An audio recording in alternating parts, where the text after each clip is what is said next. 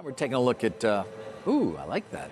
Is that new? Shares of Microsoft are a bit lower. Unclear whether, in fact, that's due to this latest story in the Wall Street Journal. Sort of details, well, I guess what would have to be considered increasing tension between the two parties who have been partners for, of course, quite some time. Microsoft providing so much of the initial capital that allowed for the compute that allowed OpenAI to create and get ChatGPT going. But there's a lot of growing tension between the two that is detailed in the Journal story. We talked a bit about it earlier, Sarah, but I've been able to do a bit of reporting since then. And apparently a number of the hot buttons, they're not necessarily about, as it transitions to this public benefit corporation, what's Microsoft's ownership going to be? That's certainly not unimportant, but hot buttons are more about who gets which IP when and the exclusivity to it. And that, of course, was an important part of their agreement as well. Microsoft obviously granted that exclusivity. But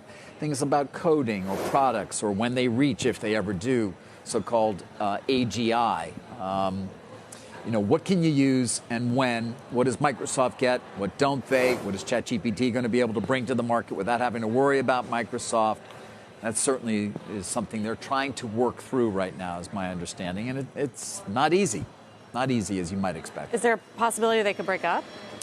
I haven't heard that, but it's certainly they're certainly moving further apart. And if they do succeed in this capital restructuring, that'll be another sort of move potentially apart. But the hope is they can resolve where things stand in terms of the IP and who has the exclusivity and when. But they are still in the midst, of course, of creating that new capital stack, so to speak, as we say, as they potentially transition to this public benefit corporation, which will have an impact on existing shareholders and on Microsoft and SoftBank as well. The money that went in there is dependent upon it to a certain extent in terms of how it's treated in the capital structure. So no shortage of complexity here.